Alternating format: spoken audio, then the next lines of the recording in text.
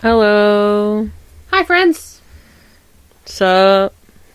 How's it going? How you doing? This week we've got some exciting stuff. I've been wanting to do this topic for a long time. It was mentioned on our intro episode, and never again. Right. I've been wanting to do this since I had the now defunct Get High on Life podcast with my sister. And we only got like 4 episodes into that podcast, and then we were both like, she moved, and then we just never kept up with it. So, but now I'm excited to bring you the 27 Club. Whoop, whoop, whoop. Widely considered to be one of the most elusive and remarkably tragic coincidences in music history, the 27 Club seems to have taken the lives of some of our most beloved musicians from the 20th and 21st centuries. After the death of Kurt Cobain in 1994, fans began to connect his age to that of Jim Morrison, Janis Joplin, Brian Jones, and Jimi Hendrix. And when Amy Winehouse passed away in 2011 at the age of 27, it attracted even more attention to the significance of this age. While it has long been thought that this club was exclusive to musicians, it has since expanded to include young artists and actors who lost their lives at the age of 27. So this goes all the way back to 1892. Whoa. Yeah. With Alexander Levy, who died January 17th, 1892. He was a composer, pianist, and conductor, but his cause of death was not recorded. And then the next one's not until 1980, so almost 100 years later. Louis Chauvin, he died. Wait a minute, that can't be right.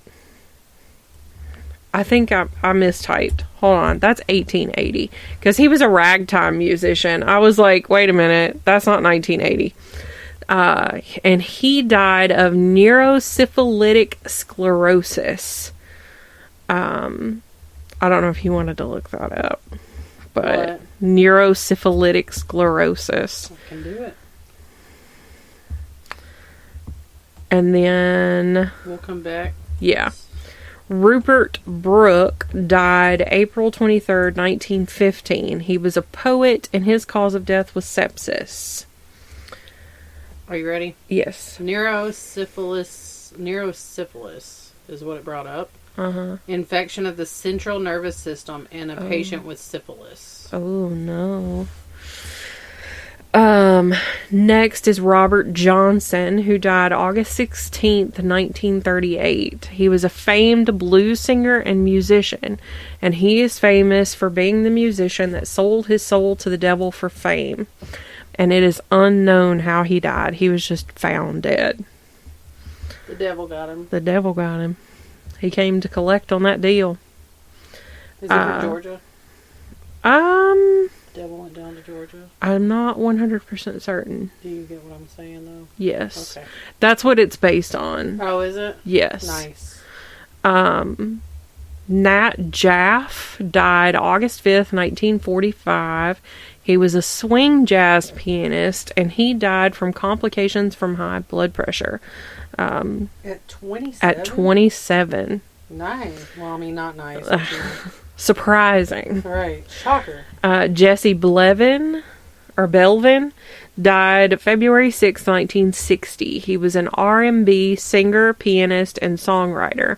He died in a car accident that was suspected to be foul play.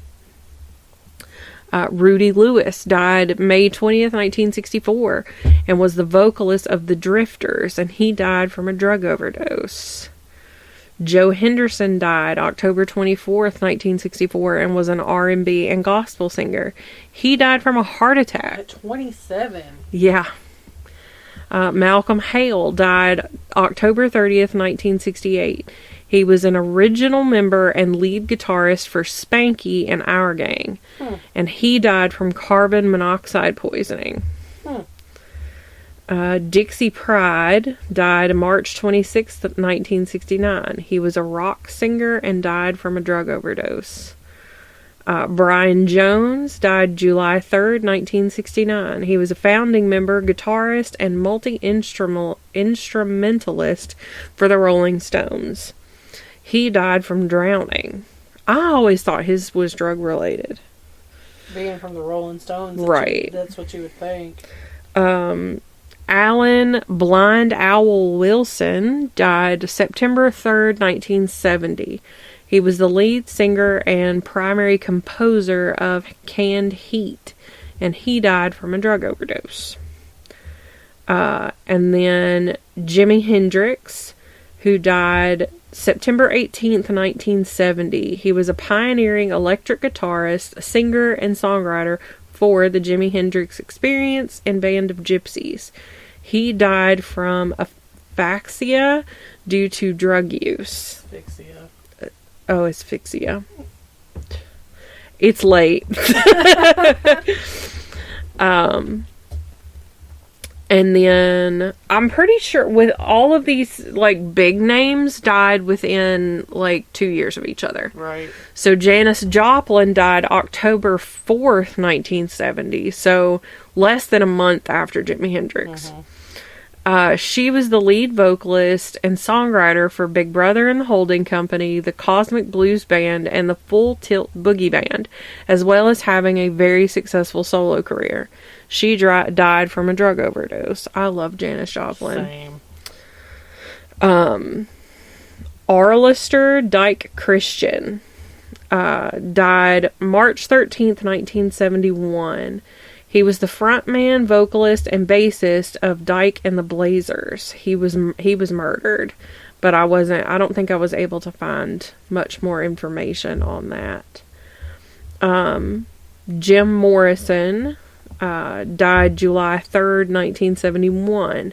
He was the lead singer, lyricist of The Doors.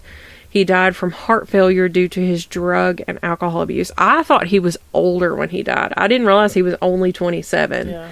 Like, I mean, obviously in more recent years I did know that, but I always thought he was older. Leslie Harvey died May 3rd, 1972. The guitarist, he was the guitarist in several Scottish bands, most notably the Stone the Crows, and he was electrocuted. Dang. Ron Pigpen McKernan died March 8th. Oh, I don't know. I didn't finish. I'm assuming that's 1973.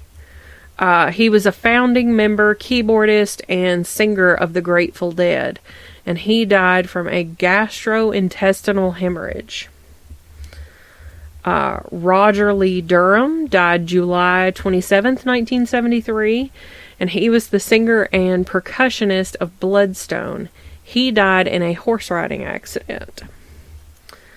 Pamela Corson died April 25th, 1974, and she was the long-term companion and heir to the estate of Jim Morrison, and she died from a drug overdose.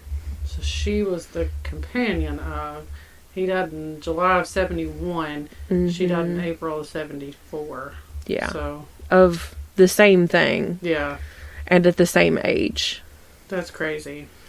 Wallace Wally Yawn died August 12th, 1974, and he was the organ player of Chase, and he died in a plane crash.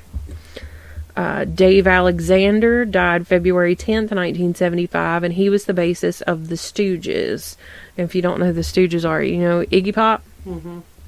The Stooges. He died from a pulmonary edema. It's just crazy to think like stuff like that could happen to like a young person. Right. Pete Ham died April 24th, 1975. He was the keyboardist, guitarist, and leader of Badfinger and died by suicide. Gary, I'm assuming that's Tane. died December 8th, 1975. He was the former bassist of Uriah Heep and the Keith Hartley Band. He died from a drug overdose.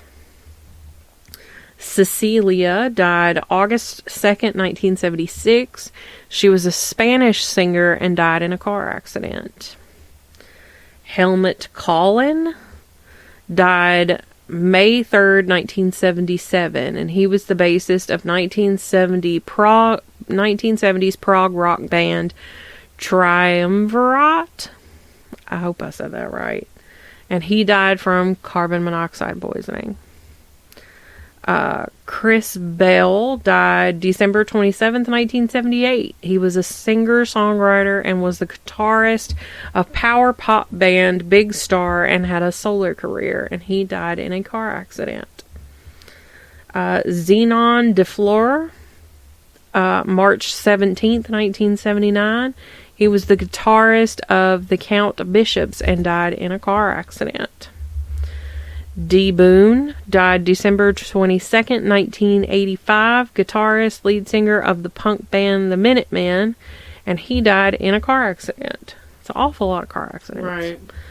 Right. Alexander Boschlesche, he was a poet, or died February 17th, 1988. He was a poet, rock musician, and songwriter, and he died from defenestration, which is, that was how it was worded, and I was like, what on earth does that mean? And it's the act of throwing someone or something out of a window. So, possibly a suicide, or he was pushed out of a window. Amar Singh Chamkila died March 8th, 1988. If anybody knows that I'm mispronouncing this, please let me know, because I'm not trying to be disrespectful. I'm just really bad with names.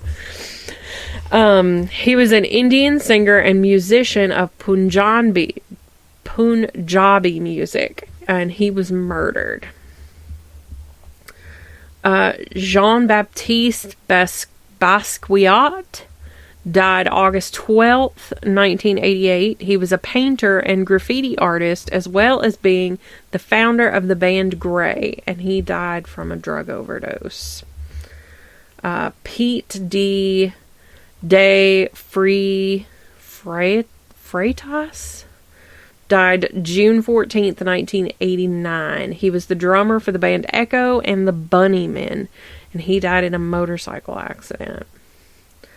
Finbar Donnelly died June 18th, 1989. He was the singer of the post-punk band Five Go Down to the Sea, and he died from drowning while swimming at Hyde's Park Serpentine Pond.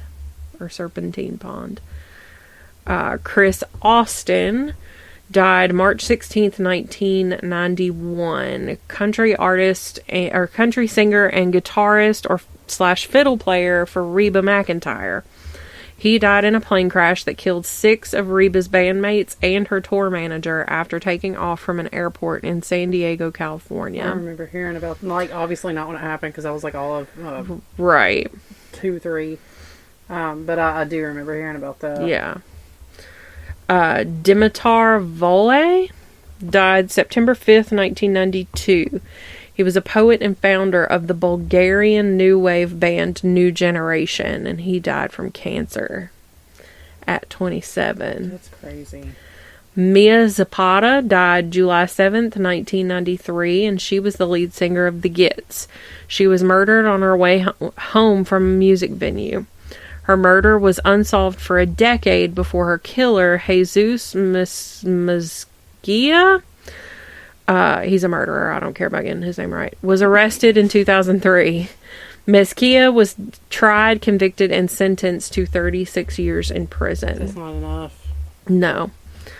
Kurt Cobain died April 5th, 1994. He was a founding member, lead singer, guitarist, and songwriter for the grunge band Nirvana, and his death was ruled a suicide. I'm not getting into it here, but I don't think it's what it was ruled. Kristen Pfaff, I think the P is silent. Yeah. Died June 16th, 1994, and she was the bass guitarist for Hole, which was Courtney Love's band, and janitor Joe, and she died from a drug overdose. Being associated with Courtney Love, would have never guessed it. Right. Richie Edwards died February 1st, 1995. He was the lyricist and guitarist of Manny Street Preachers. He disappeared, and on November 24th, 2008, he was declared presumed dead on or since February 1st, 1995. So he just vanished. Right. Stretch, I don't have a real name for him. Died November 30th, 1995. He was a rapper and record producer. He was a member of Tupac's rap group Thug Life, and he was involved in a shooting that led to a car crash where he was found with 4 gunshot wounds to the back. Fat Pat died February 3rd, 1989. An American rapper and member of Screwed Up Click. He was fatally shot by an unknown gunman after going to a promoter's home to collect an appearance fee. The promoter was not home, and he was shot in the corridor outside of the apartment. His murder remains unsolved. 8 years later, his brother, rapper Big Hawk, was also shot to death by an unknown assailant. Correction, you said he died in 1989. It was 1999. 1999? Hold on. No, you're probably right, because I'm in Hold on. the 90s. 1998. 98. I'm February 3rd, dyslexic. 1998, according to this. Gotcha. website. I'm a little dyslexic. I just typed it backwards. Freaky Ta died March 28th, 1999. American rapper and member of the hip-hop group Lost Boys.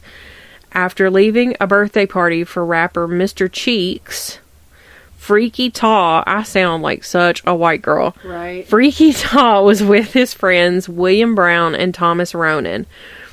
Rogers, which is the real name of the surname of Freaky Ta, was fatally shot by Kelvin Jones while going towards the exit of a Sheraton hotel in Queens, New York. It was a case of mistaken identity, and he died at the nearby Jamaica hospital. His murderer became eligible for parole in 2014, but was denied, and he is eligible again for parole this year. Kami died June 21st, 1999. He was the drummer of Japanese visual Kai rock band Malik Miser, and he died in his sleep from a subcorroded hemorrhage. Subarachnoid? That sounds like a spider. Right. Hemorrhage. Rodrigo Bueno died June 24th, 2000. He was a quartetto singer, thank you, and he died in a car accident. Sean Patrick McCabe died August 28th, 2000. He was the lead singer of Ink and Dagger, and he died from asphyxia. Thai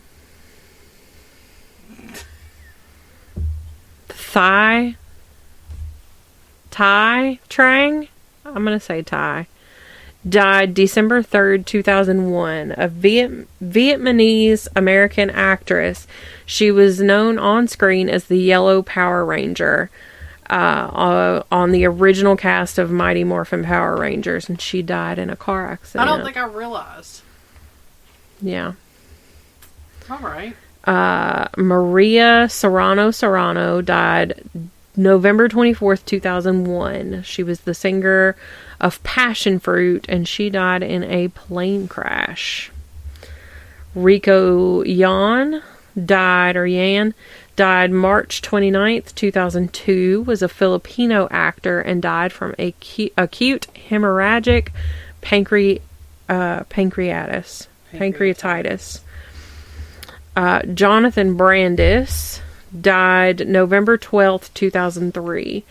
He was an actor known for roles in The Neverending Story 2, The Next Chapter, and the 1990 TV miniseries Stephen King's It. Following a period of heavy drinking and career setbacks, he committed suicide, which I just think is so sad. It hurts my heart. Jeremy Ward died May 25th, 2003. Sound manipulator for the Mars Volta and De Facto. He died of a drug overdose. Brian Ottoson died April 18th, 2005. Guitarist of American Head Charge. And he died of a drug overdose. Valentine Elizalde?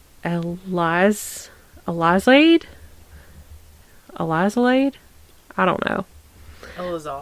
Elizalde? Maybe. Died November 25th, 2006, and was a Mexican banda singer. On the day of his death, his vehicle was gunned down shortly after leaving a concert in Reynosa. Mm-hmm. Do you know how to say that? Tamaulipas? He was killed along with his chauffeur and his assistant. It is widely believed that Elizalde was killed for his concert performances of the corrido, I can't say that, Mis Enemigos. Sure. Which I'm assuming is something to do with enemies. Which contains lyrics that are believed to antagonize drug trafficking gang Los Zetas. The alleged murderer, Raul Hernandez Barron, a member of Los Zetas, was arrested on March 22nd, 2008. Damien, or Damo, Morris died December 19th, 2007, and he was a member of Australian deathcore band The Red Shore. He died in a bus accident. I'm almost done. I'm close to the end. Orish Grinstead died April 20th, 2008, and was a founding member of the R&B group 702, and he died of kidney failure. 27. Jane Goody died March 22nd, 2009. She was an English television personality, and she died of cervical cancer. Again, at 27. Dash Snow died July 13th, 2009. He was an artist and the nephew of Uma Thurman. He died of a drug overdose while he was a guest at the Lafayette House in New York City. Amy Winehouse died July 23rd, 2011. She was a singer-songwriter known for her deep, expressive contralto vocals. Why would I put words in here that I can't say? And her eclectic mix of musical genres, including soul, rhythm and blues, and jazz. And she unfortunately died from alcohol poisoning.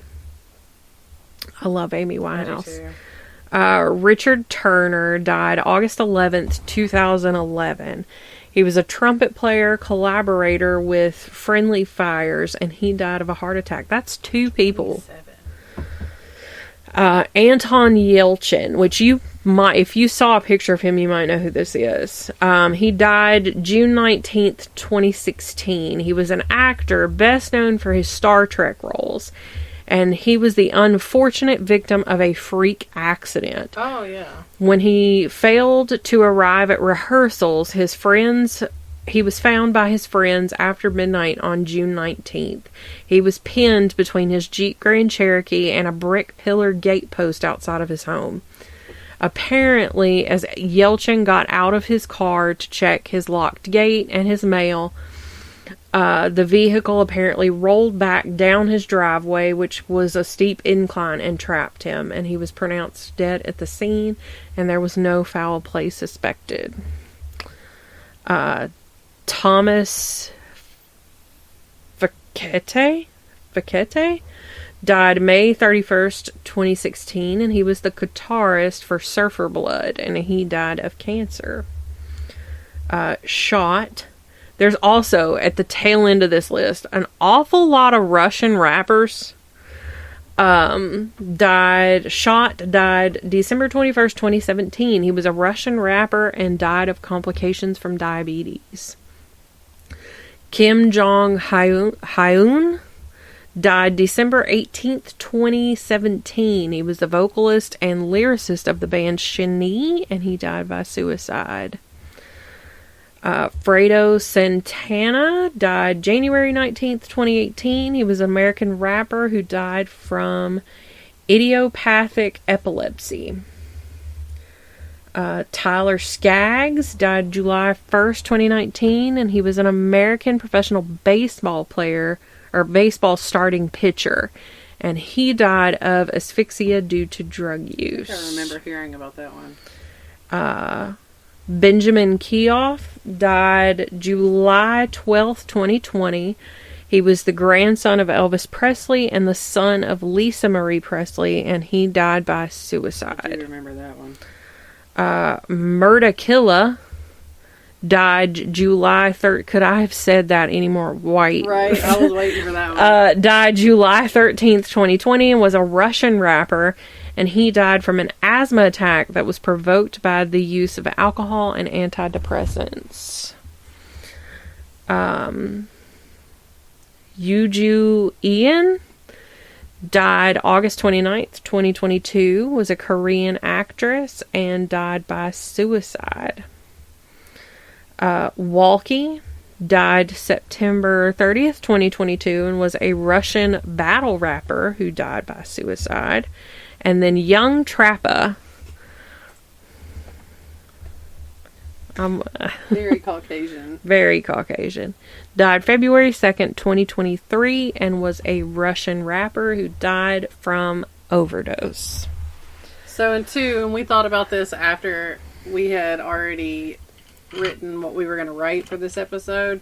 What's not mentioned, and what's crazy to me, is that there are a few of these artists, a large number of them, that were found with a quote-unquote, if anybody remembers, and my sister said the same thing, if anybody remembers, like, the old superstition of it's bad luck to have a white, like the color white, like Bic lighter. Yeah. Because a lot of these people Which were I found have one. literally right here next to her. Yeah. That a lot of these were found with a white colored Bic lighter in their pocket, and a lot of them were left-handed. Yeah.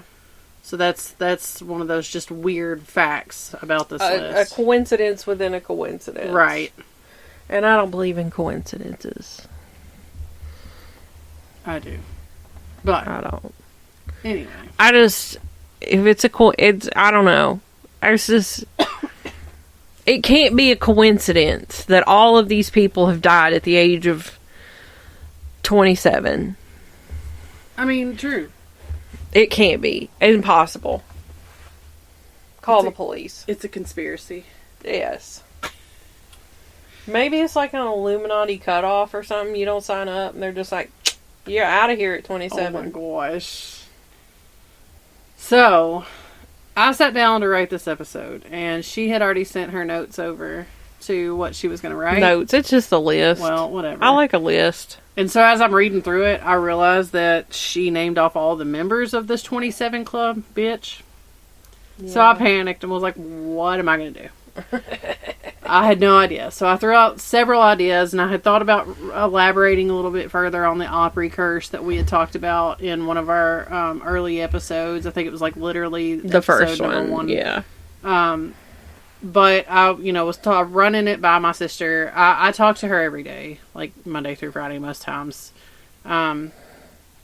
So she suggested that I do the idea of the Viper Room. I like it. So I thought it was a fantastic idea. So here we go. You guys are getting a whole education.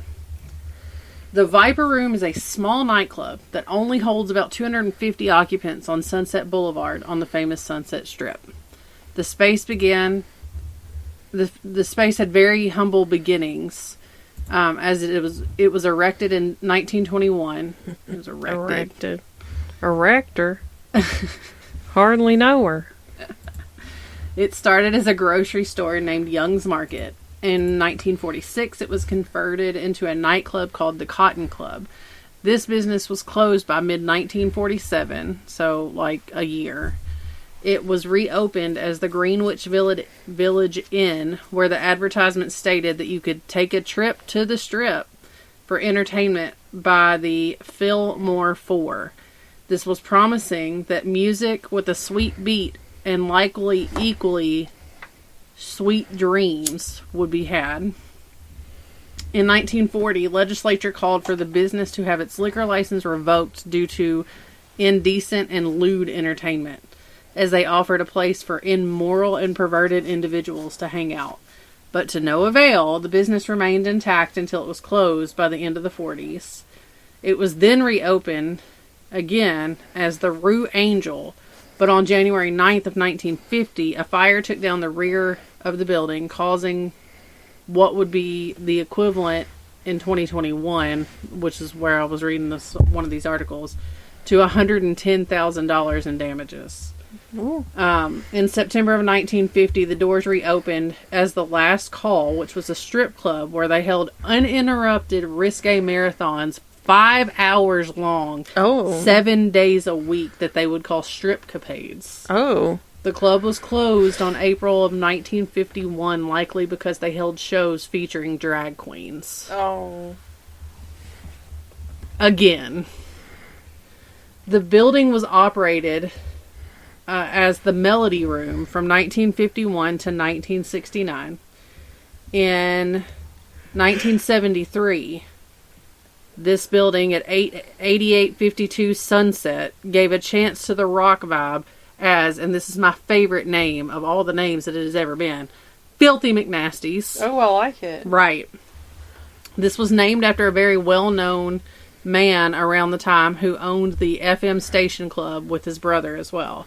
McNasty was born Wilfried Bartsch in Berlin, but moved to America in 1956. And if I'm not mistaken, he and his brother were like chefs.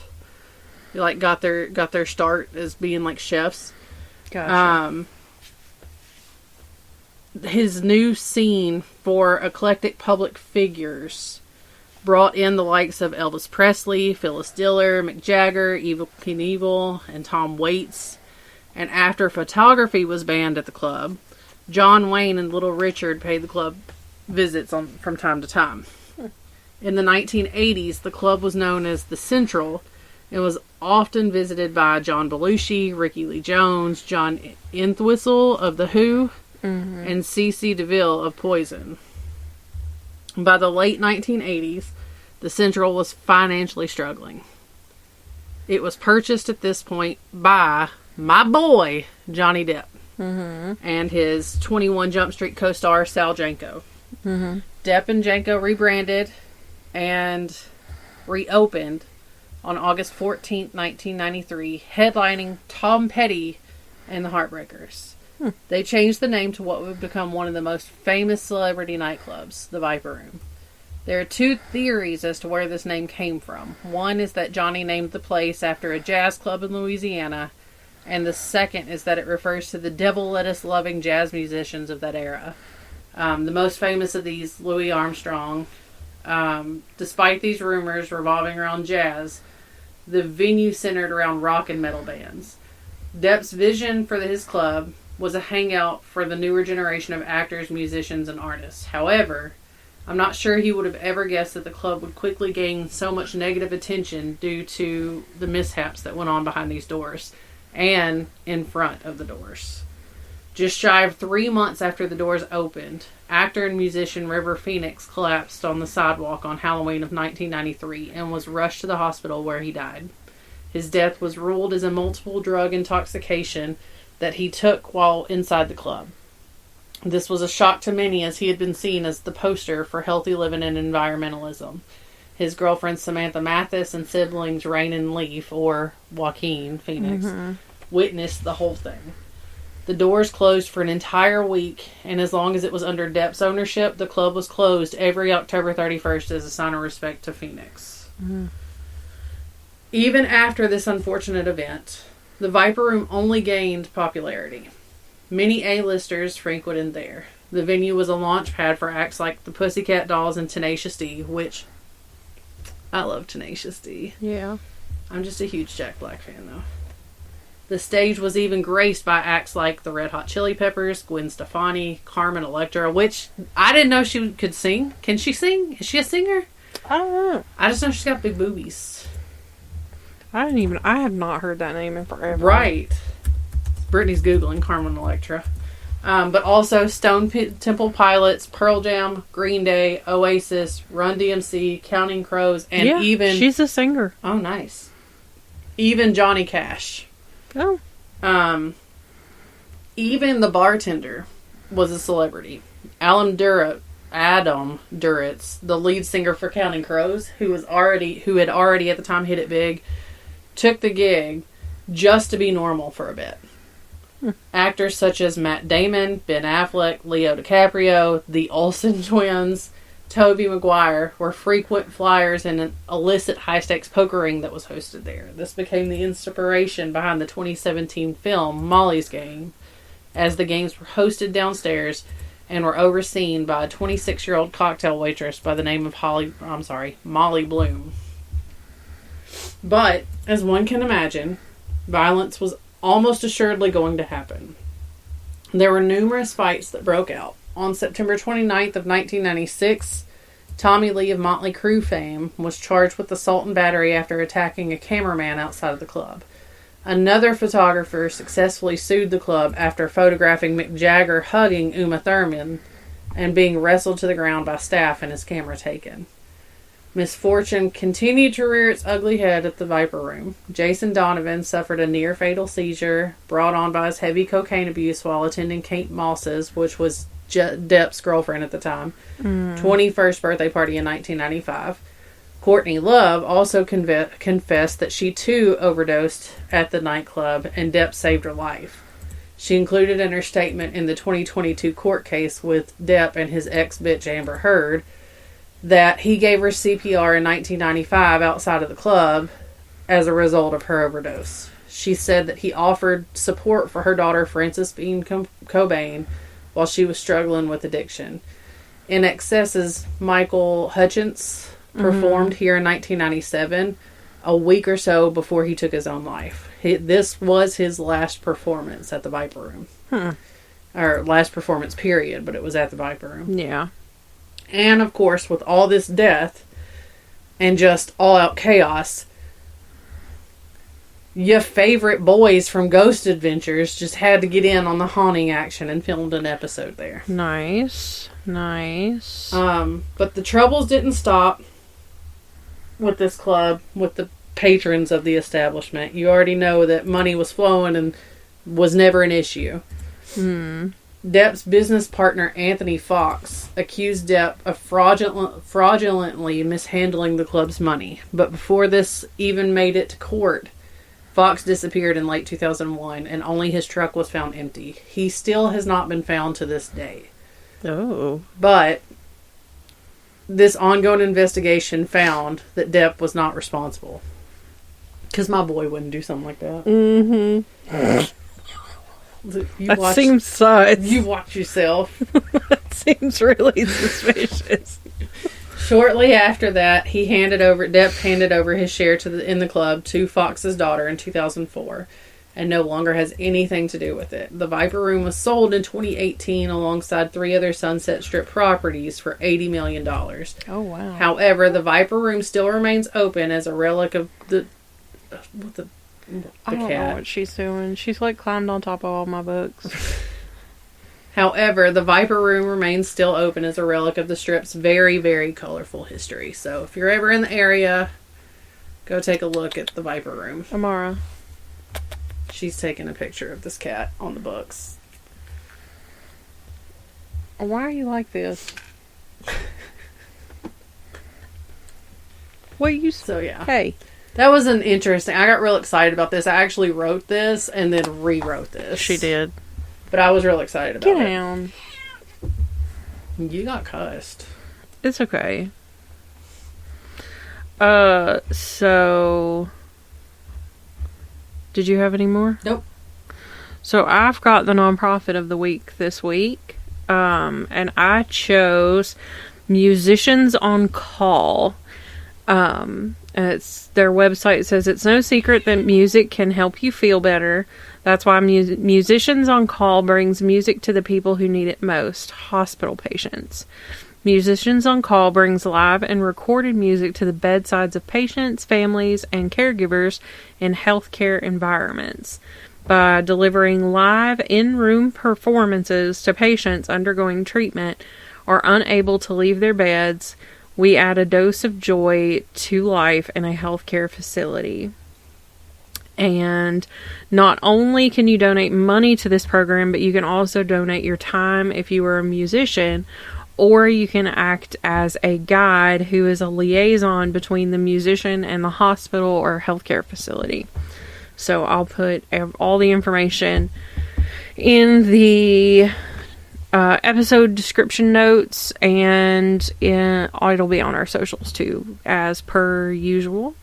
So, us being local to Nashville, most of our listeners are in the Nashville-ish area. Yeah. If you didn't already know about this and you have friends in the music industry, right, let them know. Yeah. Let them know. So, that was a pretty good one. I enjoyed this one. Yeah. I don't know if y'all enjoyed it. I hope you did. Me droning on, reading names and death, and how people died for 20 minutes. But it was fun to research. Right. And that's the one thing, I was thinking about this as I was doing some of this research for these episodes. Like, I can remember being in school and, like, would have to write essays and whatever else and have to do research on them, and I hated it much. But, like, doing it now, I'm having so much it's fun. Topics you're getting to pick. Right. And that interest you. So it's much easier than having to, like, write a research paper. I'm loving every bit of it. Having a good time. I may put it off. I may procrastinate because, like, it's Saturday and I just finished these episodes, like, Thursday. So, like, but I'm having fun doing it and I'm learning a lot of cool stuff. Right. Now, if you guys were to quiz me on this in, like, 2-3 months, I probably wouldn't be able to tell you anything. As soon as I get done, as soon as I close my laptop, I'm going to forget everything I said. Right. But, you know, that's just what I do. Right. So. But we appreciate you guys listening to us another week. Hopefully by the point that you guys are listening to this, we're even closer to 1,000 downloads, if not. This will be episode 30, hopefully. Oh my gosh. So, 30 whole... That means we've been doing this for 30 weeks. We're so close. Like, yeah, I know. So close. And we haven't missed a week yet. We've got backup episodes recorded. I know, look at us go. And look at us. We're almost to the 6-month point. Well, by the time this comes out, we might be at the 6-month point. So, there we go. Thanks for coming, guys.